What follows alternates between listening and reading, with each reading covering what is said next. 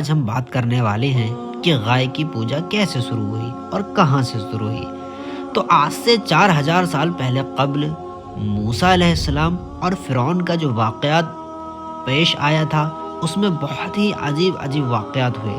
ان واقعات میں سے ایک واقعات یہ بھی ہے کہ جب حضرت موسیٰ علیہ السلام نے فرعون سے نجات پالی، نجات پانے کے بعد بنی اسرائیل کے ساتھ موسیٰ علیہ السلام کسی دوسری اور چلے گئے۔ جب دوسری اور چلے گئے تو اللہ رب العزت نے موسیٰ علیہ السلام کو کوہ طور پر بلایا۔ کوہ طور پر وہ 40 دن تک رہے۔ اس بیچ ایک اور عجیب و غریب واقعہ پیش آیا، وہ یہ ہے کہ کوہ طور پر اعتکاف میں پھیلاؤ کا فائدہ اٹھا کر ایک آدمی سامری جس کا نام تھا، اس نے بنی اسرائیل سے کہا کہ اگر تم وہ تمام زیور میرے پاس لے آؤ جو تم نے مصریوں سے ادھار لیے تھے اور پھر واپس نہ کر سکے تو میں تمہارے فائدے کی ایک بات کر دوں۔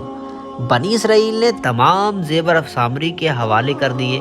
اس نے ان کو گلا کر بچھڑے کا جسم تیار کیا اور پھر اپنے پاس سے ایک مٹھی مٹی اس کے منہ میں ڈال دی۔ مٹی منہ میں ڈالتے ہی بچھڑا بولنے لگا۔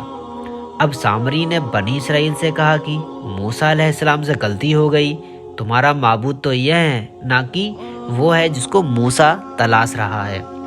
سامری کی اس ترکیب سے بنی اسرائیل نے اس کی پوجا شروع کر دی۔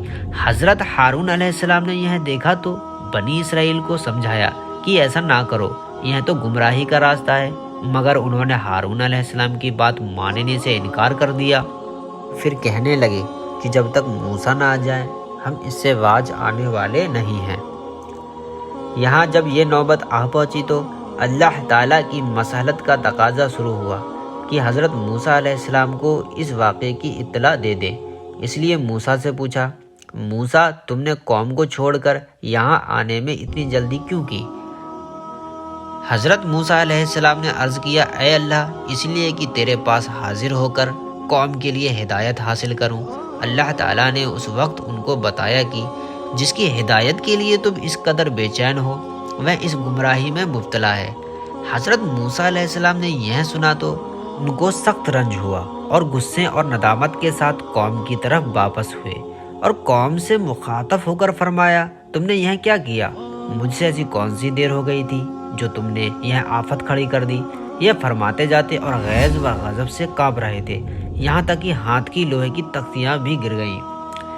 بنی اسرائیل نے کہا، ہمارا تو کوئی قصور نہیں، مصریوں کے زیوروں کا بوجھ ہم ساتھ لیے پھر رہے تھے، وہ سامری نے ہم سے مانگ کر یہ سوانگ بنا لیا اور ہم کو گمراہ کر دیا۔ تو دوستو، جب موسیٰ علیہ السلام کوہ طور پہ گئے تھے تب ہارون علیہ السلام کو ان کا سردار بنا کے گئے تھے۔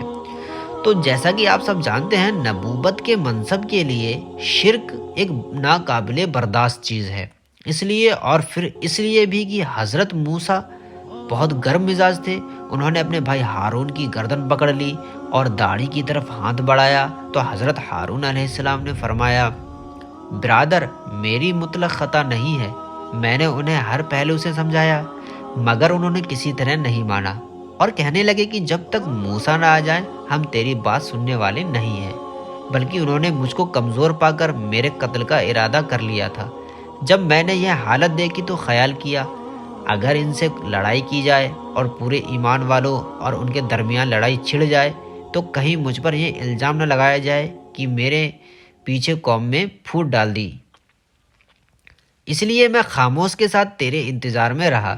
پیارے بھائی، تو میرے سر کے بال نہ نوچ اور نہ داڑھی پر ہاتھ لگا اور اس طرح دوسروں کو ہنسنے کا موقع نہ دے۔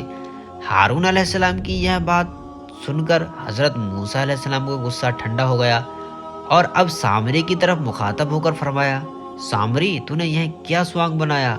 اور یہ سوانگ بنایا تو بنایا، تو نے اسے بولنے کے قابل کیسے کیا؟ تو سامری نے جواب دیا کہ میں نے ایسی بات دیکھی جو ان اسرائیلیوں یعنی بنی اسرائیل میں سے کسی نے نہ دیکھی تھی۔ یعنی فرعون کے ڈوبنے کے وقت جبرائیل گھوڑے پر سوار اسرائیلیوں اور فرعونیوں کے درمیان روک بنے ہوئے تھے۔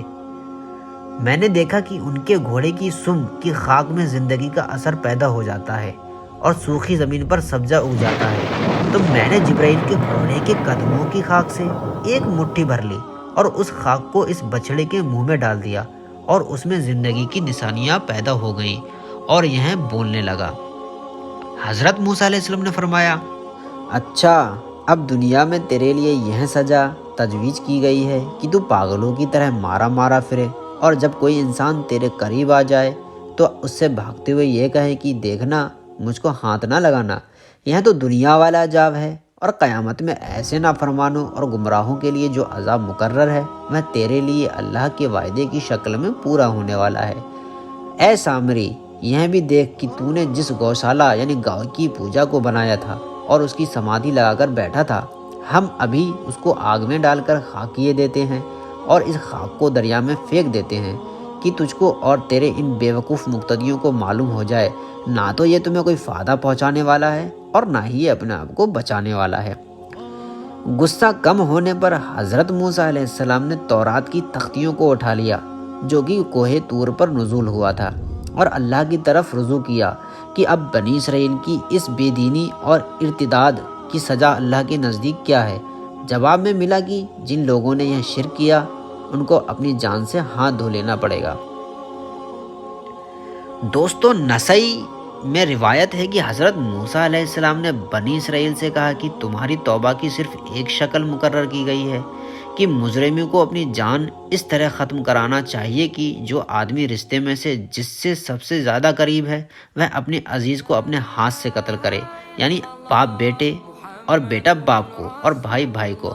آخرکار بنی اسرائیل کو اس حکم کے آگے سر جھکانا پڑا۔ کافی تعداد میں بنی اسرائیل قتل ہوئے۔ جب نوبت یہاں تک پہنچی تو حضرت موسیٰ علیہ السلام اللہ کے دربار میں سجدے میں گر پڑے اور عرض کیا، اے اللہ، اب ان پر رحم فرما، ان کی خطاؤں کو بخش دے۔